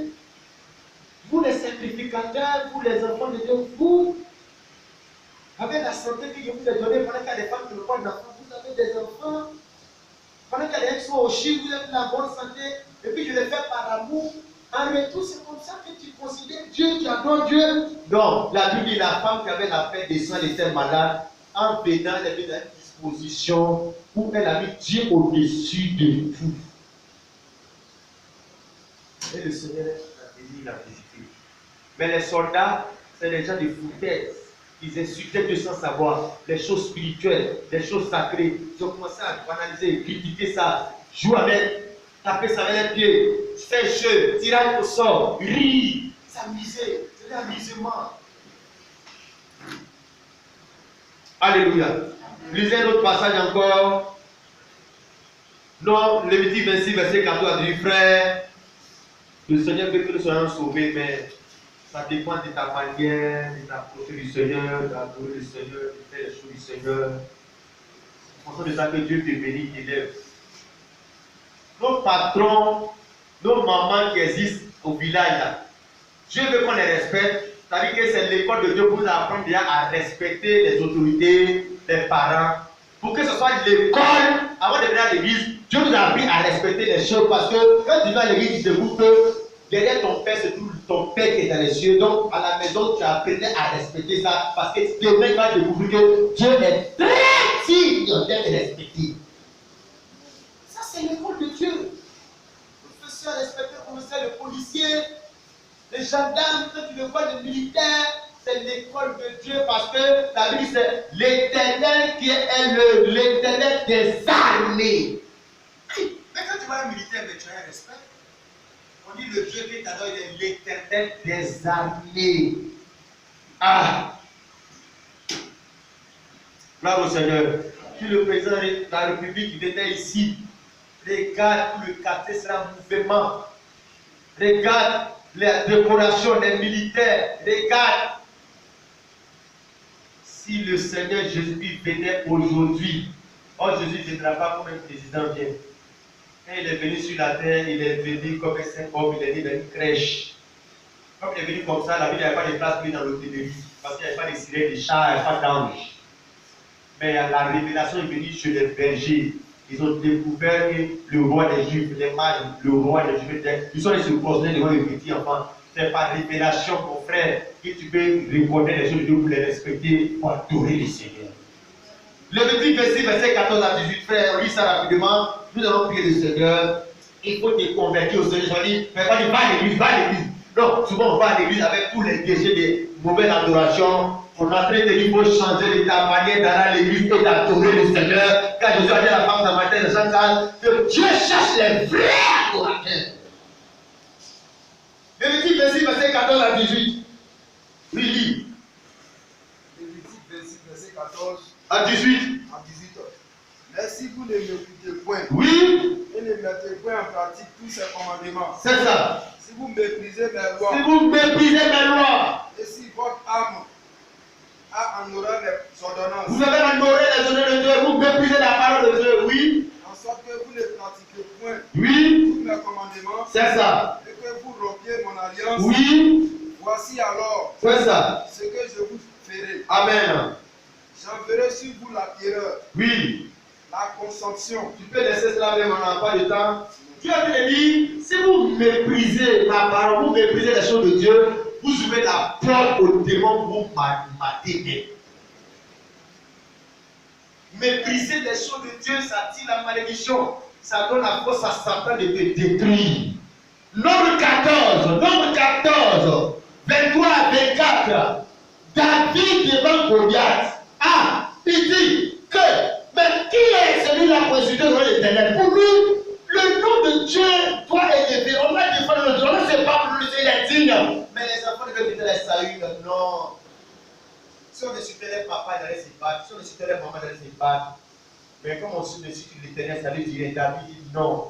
Lui, il va défendre le Seigneur. Il allait défendre le Seigneur. Il allait honorer le Seigneur. Il allait glorifier le Seigneur. Arrête, Dieu aussi l'a glorifié à Israël. Dieu l'a élevé un petit. Son papa ne le considérait pas. Il l'a mis en brousse là-bas. Quand il a choisi quelqu'un comme roi, son papa même l'a envoyé. Tous les enfants qui regardent, ils ressemblent à roi. Et puis il laisse son autre enfant, ton propre enfant. Ah, ça veut dire que son papa aimait les autres enfants que lui. Mon frère, là où tu n'as pas l'amour des gens, ton papa, ta maman, ton mari, tes frères, il faut chercher l'amour de Dieu. Il a mis son enfant au monde, lui il n'aime pas. Parce que quand Dieu t'a choisi là même là, ça met les gens à ne pas t'aimer naturellement même. Humainement, Dieu dit non, il n'a pas choisi les gens d'enfants. Quand tu es là, moi je n'aime pas les tailles, pas les beautés. Moi je ne choisis pas les choses que les gens aiment. Je ne choisis pas les hommes que les gens choisissent, les artistes que les gens aiment, la mode que les gens aiment. La plupart du temps, ce que les gens aiment là, Dieu ne fait rien avec ça. Oui, monsieur, c'est là tous tes enfants, c'est là va se rappeler qu'il est notre enfant bien en douce, mais le temps de bien assailler, donc c'est pas la peine de fatiguer. Parce que moi-même, l'homme, quand il regarde là, Dieu ne peut pas prendre le type. Il ne peut pas. Moi-même, je suis l'homme là, mais Dieu ne peut pas choisir l'enfant là pour être roi. Un enfant. Non. Moi-même, je suis l'homme. Pour que je puisse amener les enfants devant toi là, je n'ai pas pensé à lui, ce n'est pas Dieu. Or, la plupart du temps, c'est les choses que les hommes méprisent que Dieu choisit. Si tu ne sens pas l'amour, tu te sens dernier, tu es né dans une famille pauvre, tu te dis, nous on accompagne les gens travaillent, production, ça avance, ça va ici. Tu vois que tu n'as pas de place dans la société. Regarde, il y a de l'espoir parce que tu as une place dans le cœur de Dieu. Ta place, c'est à l'église. La Bible lui dit que Dieu a dit à Samuel, on ne bouge pas d'ici, allez le chercher. Un enfant. Le papa ne la croyait pas. Dieu ne peut pas faire ça. Dieu est trop sage, trop intelligent. Mais la sagesse de Dieu n'est pas la sagesse des hommes. La sagesse de Dieu est folie des hommes. Quand David le petit est sorti de la broussaille, Dieu a dit à Samuel, voici où est le devant ses grands frères. Parce que les gens pensent qu'on choisit grand frère. Les grands frères n'est pas marié, toi tu ne veux pas quoi, toi tu veux te marier avec les grands frères. Dieu, il ne respecte pas l'homme d'attirer des choses. Dieu respecte lui sa parole. Il ne peut pas chasser les grands frères là. Parce que Dieu a choisi les petits frères. Israël, le roi d'Israël devant les grands frères. Non, oui, David. Pourquoi? Parce qu'avant cette scène, David avait l'habitude d'aller se battre devant le lion et le ours qui venait prendre les brebis de son père. Or, ce caractère de David, c'était la gratuité de Jésus-Christ, le berger qui donne sa vie pour les brebis. Dieu choisit celui qui a le caractère et la gratuité de Jésus. Mais les grands frères, la terre peut faire ça, peut donner la vie, vous savez, brebis, un animal. Le lion vient prendre l'animal. Quel a pris l'animal dans sa bouche? David ne l'écoute pas. Il va aller se battre pour le lion, sacrifier sa vie pour acheter la brebis parce que il a dit la brebis, sa vie, son salut a de la valeur pour lui. On appelle ça la prophétie de Jésus-Christ, le berger qui donne sa vie pour les brebis. Dieu choisit son caractère dans une église et dans une homme. C'est ça lui, oui. Mais les autres, c'est des heureux ou pas? Quand David a fait ça, demande Goliath, il a fait ça aussi. Donner sa vie pour Dieu. Dieu, oh, on a payé le prix parce qu'il nous a fait le premier en payant le prix en donnant sa vie. Qu'est-ce qu'il ne peut pas donner à Dieu encore? L'argent, c'est l'argent là qui tue? Non. L'argent, Dieu a donné sa vie pour me sauver. Moi-même, j'ai donné ma vie au Seigneur, mais ma vie a plus de valeur que mon argent. Si elle a donné ma vie au Seigneur, c'est l'argent là qui est difficile pour donner et ma vie. Ma vie est plus importante que mon argent. Quand quelqu'un vient te voler, la brûlée, ça fait rien. Toi-même là, tu as envie là, c'est plus important. Tu dis ça de pourquoi? Parce que ta vie est plus importante que ton argent. Quand tu as donné ta vie à Dieu, ce n'est pas l'argent qui est un problème pour toi. Parce que ta vie est plus importante que l'argent. Mais quand tu n'as pas donné ta vie au Seigneur, pourquoi partager un vélo? Pourquoi tu es forcé pour donner? Quand les gens donnaient la vie au Seigneur dans la Bible, on dit aux francs, les gens font des champs des maisons parce que ce qui est plus grand, il a déjà donné sa vie. Ce n'est pas l'argent qui est le problème. Donner ta vie au Seigneur, je ne pas dire pas d'église. Donne ta vie au Seigneur. Donne ton cœur et ton âme au Seigneur. Si tu as donné toute ta vie au Seigneur complètement, qu'il n'y a rien derrière. Oh mon frère, c'est là que tu verras sa gloire. L'homme riche qui veut la vie éternelle, il est venu à Jésus pour dire, je vais avoir la vie éternelle. Jésus a dit, pas avoir été pauvre sur moi. Il est devenu triste parce qu'il avait péché, il avait donné sa vie. Ne peut pas donner ses biens. Mais sachez, à donner autrement sa vie, de tous ses biens pour la gloire du Seigneur. Jésus a dit le salut à la vie ici. Frère, lis ce dernier passage pour que nous prions. Nombre chapitre 14, verset 23 à 24. Je lis pour toi. Il a dit ceci. Tous ceux-là ne verront point le pays que j'ai juré à mes pères de leur donner. Tous ceux qui m'ont méprisé ne le verront point. Nombre 14, verset 23. Ce n'est pas des païens, des gens d'Israël. Ils sont sortis du pays d'Égypte, ils ont vu l'eau du rocher, ils ont vu les miracles, ils ont vu le pain, ils ont vu tout ça. Mais c'est les gens qui méprisent le Seigneur, les choses de Dieu, la parole de Dieu, l'évangile, le message de Dieu. Ils méprisent. Mépriser, c'est ne pas donner de considération à quelque chose. Comme les soldats qui méprisaient les vêtements de Jésus. Pendant que la femme, dans Marc chapitre 5, elle avait de la considération pour ce vêtement-là. Oh, les enfants d'Israël, ils ont commencé à mépriser le Seigneur, les choses du Seigneur. Venir aller à l'église, ils ont commencé à mépriser ça. Partir aller au travail là, ils respectent ça. Pourquoi? Parce que quand l'amour de Dieu commence à quitter le cœur de l'homme, c'est comme cela, ils commencent à mépriser tout ce qui touche au Seigneur. Parce que c'est lui que Dieu, est-ce qu'il va plus son salaire? Mais c'est à cause de l'immensité de la bonté de l'amour de Dieu. Dans l'Ancien Testament, tu meurs. C'est-à-dire que matin même, tu ne peux pas te lever. Comme étant la grâce de Dieu, c'est qu'on obtient par grâce là, souvent on se fout de ça. Hein. C'est quand on te donne cadeau là, souvent tu ne respectes pas ça. Parce que tu l'as eu par grâce. Le salut par grâce. La santé c'est une grâce. Mais au temps de l'Ancien Testament, les gens la tête s'ouvrait et les tombent déjà qui peur. Quand ils jouaient avec les choses du Seigneur. Tous ceux-là ne verront point le pays que j'ai juré à leur père de leur donner. Tous ceux qui vont mépriser ne le verront point. Ils vont mépriser ma parole, l'adoration, la louange, l'œuvre de Dieu, mes serviteurs, mon nom. Et parce que mon serviteur Caleb a été animé de l'esprit et qu'il a tellement su ma voix, je le ferai entrer dans le pays qu'il est allé et ses descendants me posséderont. Ah, Caleb, lui n'a pas méprisé le nom du Seigneur. Lui, il a été différent. Animé dans un esprit différent. Lui, il ne joue pas avec les choses de Dieu. Dieu a dit aller dans le pays de Canaan. Caleb, Josué, ils ont vu les géants. Ils ont considéré la parole de Dieu. On va rentrer dans le pays malgré les obstacles. Les autres ont méprisé la parole. Ils ne sont pas rentrés. Le péché qui a fait qu'ils ne sont pas rentrés, c'est quoi? C'est pas adultère, tuer, marabout. mépriser le Seigneur, manquer de considération pour les choses du Seigneur qui ne sont pas rentrées. Si Dieu te laisse rentrer, toi tu te fous des choses du Seigneur qui déchire son vêtement, c'est que Dieu doit donner pardon à ces gens-ci. Regarde, les petits détails, les petites choses. Le Seigneur invitait les gens à venir aux noces. Les gens sont venus, il y a un qui a méprisé, qui a pris à la légère, qui a banalisé les vêtements, qui est venu sans un vêtement de l'or, qui est venu là, je m'en fous, il était assis là. Le Seigneur l'a jeté le dehors là-bas. Pourquoi? Parce que c'est les gens qui viennent de la main de Dieu, et puis ils ont un mépris, un manque de considération pour les choses de Dieu pour dans lesquelles ils sont venus avec. Frère, fais comme la femme qui avait la tête des sang. Elle a dit que si elle touchait ses vêtements, je vais guérir. Quel respect qu'elle avait en venant toucher les vêtements.